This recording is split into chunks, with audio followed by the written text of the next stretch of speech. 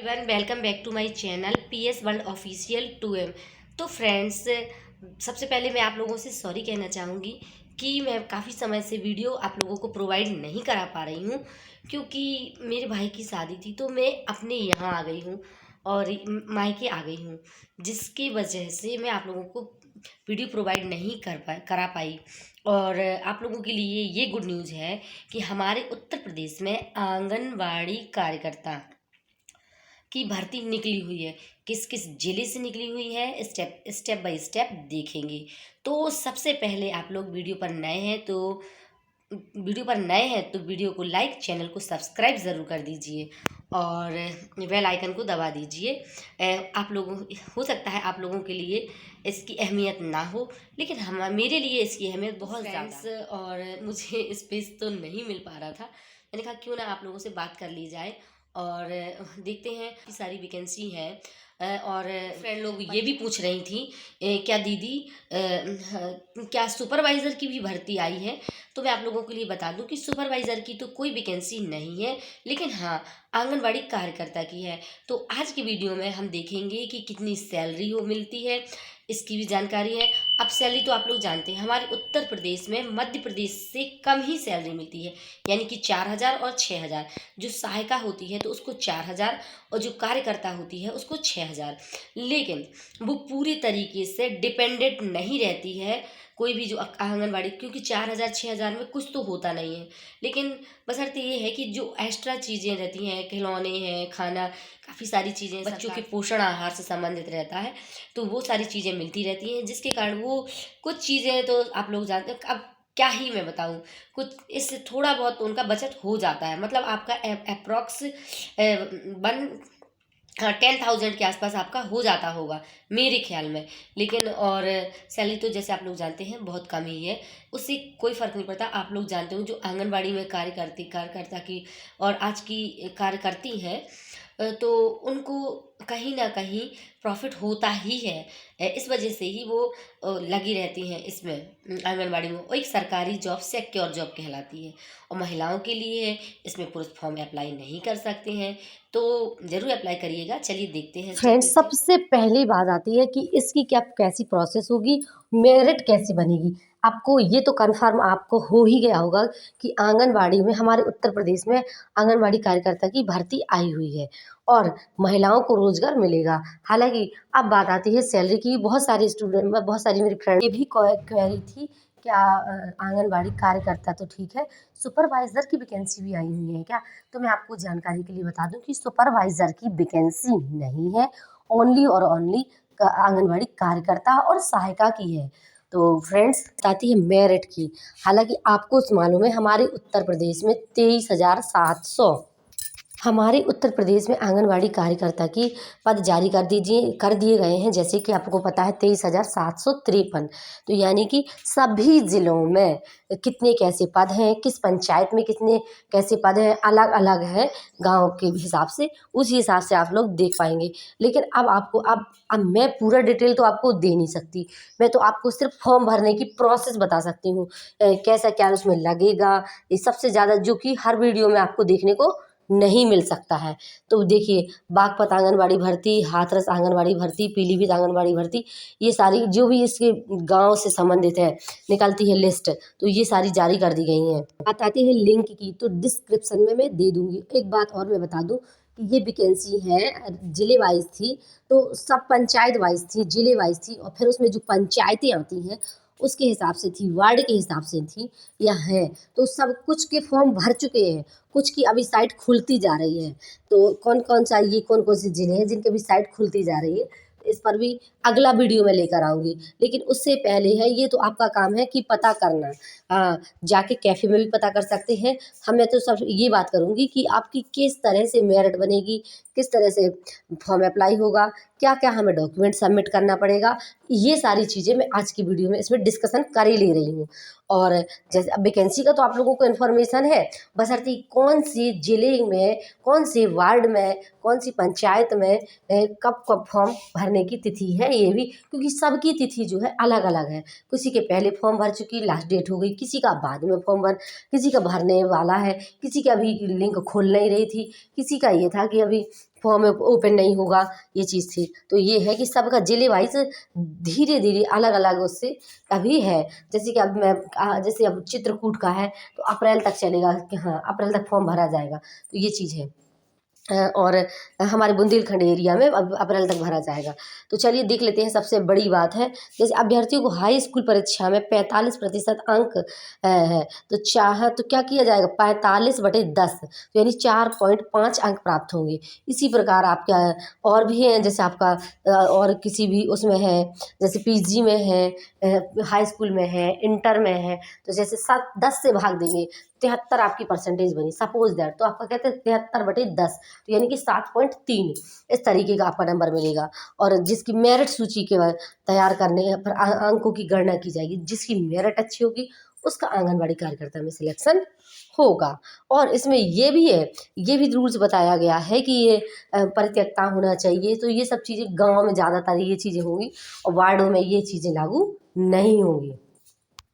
अगर बहू है या फिर परित्यक्ता है या फिर विधवा है, इस तरीके का तलाकशुदा है, तो ये चीज़ें अलग होंगी। जो उनके पास जब स्थायी प्रमाण पत्र होगा तो उन्हें प्रायोरिटी। ऐसा भी हो सकता है यदि 2 पर्सन है, 2 महिलाएं हैं और उनका मेरिट एक जैसी है, तो फिर उनकी उम्र की जिसकी उम्र ज़्यादा है उसको पहले प्रायोरिटी दी जाएगी।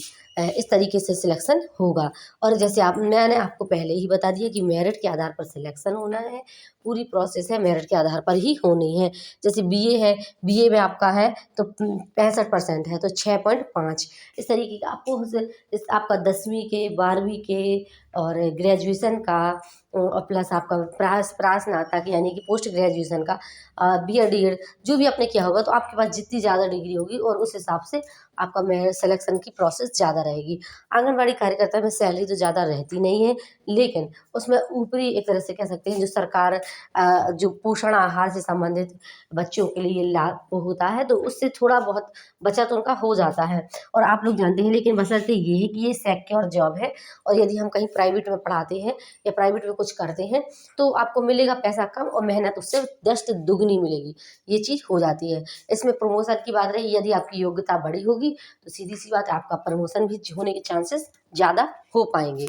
और भी यदि आपकी कोई क्वेरी है, अब बात आती है आरक्षण की, तो आंगनबाड़ी कार्यकर्तियों, मिनी आंगनबाड़ी कार्यकर्ता सहायकों की नियुक्ति की में अनुसूचित जाति, अनुसूचित जनजाति, पिछड़ा वर्ग, विकलांग, स्वतंत्र संग्राम सेनानी और का आर्थिक रूप से कमजोर वर्ग ईडब्ल्यूएस हेतु समय समय पर आरक्षण संबंधित शासन आदेशों के अनुपालन किया जाएगा। और बाकी का तो जिन आंगनबाड़ी केंद्रों की कार्यकर्त्री, मिनी कार्यकर्त्रियों, सहायिकाओं के चयन से संबंधित कार्यवाही आरक्षण से संबंधित शासनादेशों का अनुपालन भी किया जाएगा। जिन आंगनबाड़ी केंद्रों की कार्यकर्त्रियों, मिनी आंगनबाड़ी केंद्र की कार्यकर्त्रियों, सहायिकाओं के चयन से संबंधित और जैसे कोई भी बात होगी ईडब्ल्यूएस हेतु समय समय पर शासन द्वारा जारी आरक्षण से संबंधित शासन आदेशों का अनुपालन किया जाएगा। और जिन आंगनबाड़ी केंद्रों की कार्यकर्त्रियों, मिनी आंगनबाड़ी केंद्र की कार्यकर्त्रियों, सहायिकाओं के चयन के संबंध में पूर्व में कई बार चयन की कार्यवाही की जा चुकी है, लेकिन आरक्षित वर्गों की पात्र अभ्यर्थी उपलब्ध नहीं हो पाते हैं, तो ऐसे में अनुसूचित जाति और अनुसूचित जनजाति जो मिलेंगे, जिस कैटेगरी के मिलेंगे, तो इस तरीके का भी उनको अब मौका दिया जाएगा। यानी कि यदि जिस कैटेगरी से है और वो कैटेगरी नहीं मिल पा रही है तो फिर दूसरों को भी मौका दिया जाएगा। ये चीज़ आप सीधा सीधा समझ लीजिएगा। जैसे जाति अन्य पिछड़ा वर्ग से आरक्षित पद हेतु अधिकतम 2 बार विज्ञप्ति प्रकाशित कराई जाएगी और फिर यदि नहीं हो पाता है तो फिर किसी अन्य को मौका दिया जाएगा। ये चीज़ें हैं। तो आई होप आप लोगों को समझ आ गया होगा। स्कूल इंटर, ठीक है। यही बता सकते यहाँ पे इन्होंने हैं लिख कि दिया है आप क्लियर, लोग फॉर्म देखिए अप्लाई कर दीजिए यदि शैक्षिक आपकी योग्यता मेहनत अच्छी है। स्नातक के और आधार यदि पर आप मेरिट गाँव से लिस्ट ग्रामीण तैयार की क्षेत्र से जाएगी। हैं पर तो स्नातक भी है, ठीक आपकी है, तो मेहनत बार बार अच्छी है तो कमेंट कर करके मत दीजिए, और पूछिएगा यदि नहीं है तो यदि आप कि भाई बहू है, हमारा बेटी जो है है, वो बीए नहीं है परित्यक्ता तो है, हम क्या करेंगे। तो तलाकशुदा इसलिए है इन्होंने मैंने ये या फिर आपको विधवा शासनादेश है, दिखाया है। मतलब मैं बहुत आपकी तरफ सारी से कुछ नहीं परिस्थिति बोल रहा हूँ, जो शासनादेश ज़िंदगी बोल में रहा है, रहती है, संशोधित जो तो ये सारी नियमावली है चीज़ें भी हैं। भर्ती की तो जो भी बोल आपको रही है वही मैं आपका आपको दिखा रहा हूँ, परिस्थिति ठीक के है। अनुसार मौका और दिया भी कोई जाएगा। अपडेट होगी यदि तो आप मैं आपको गरीब हैं, पहुंचाऊंगा आर्थिक रूप सबसे से पहले, पिछड़े लेकिन हैं, तो आपके पास डॉक्यूमेंट होना ज़रूरी है। इम्पॉर्टेंट फैक्ट भी हैं जो कि बहुत ज़्यादा ज़रूरी है आप लोगों का जानना। सबसे पहले जनरल, ओबीसी EWS सबकी 0 फीस होगी, SC ST 0 फीस होगी।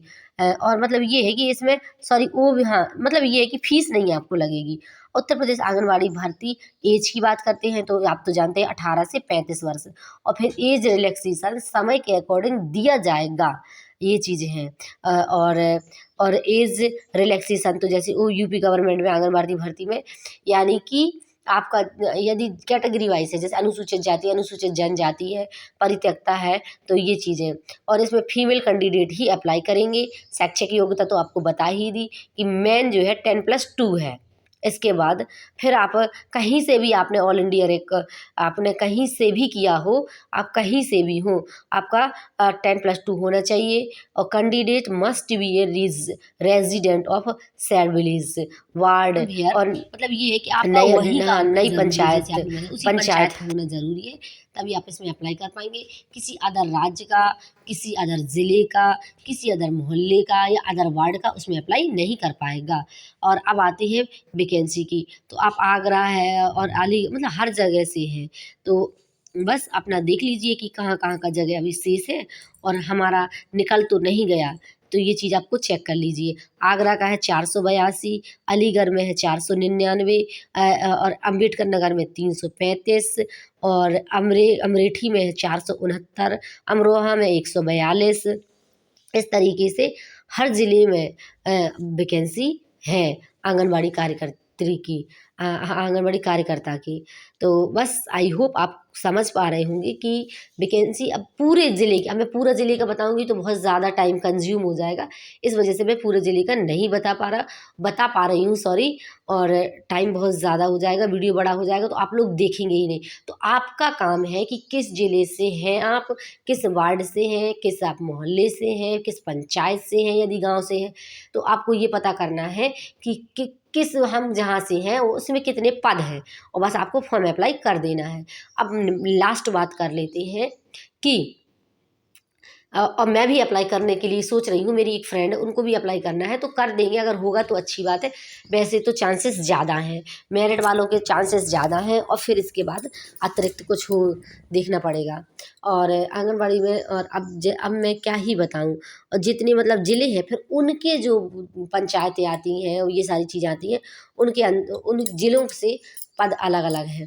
तो ये मत सोचिएगा, आपको ये देखना है हमारे गांव से कितने पद हैं, एक ही रहेगा।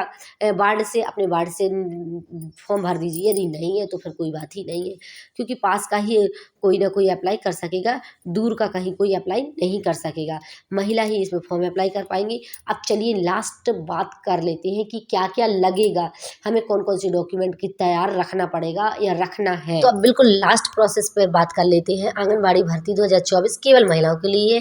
पहले मैंने बताया, पद की बात कर लेते हैं, पोस्ट की बात कर लेते हैं। 23,753 पद है। अप्लाई ऑनलाइन होगा, फी आपकी 0 लगेगी, योग्यता आपकी 12th। बस यही है कार्य। दस्तावेज मैंने बता दिया, आधार कार्ड, जाति, निवास स्कैन करवाना पड़ेगा, स्कैन सिग्नेचर। होप सारी प्रोसेस आपको समझ आई, और जो भी चीज़ें आपकी छूट गई हैं कमेंट में पूछ सकते हैं। भी आपकी क्वेरी है कमेंट में पूछिएगा। वीडियो को लाइक, चैनल को सब्सक्राइब कर दीजिए। मिलते हैं नेक्स्ट क्वेश्चन के साथ।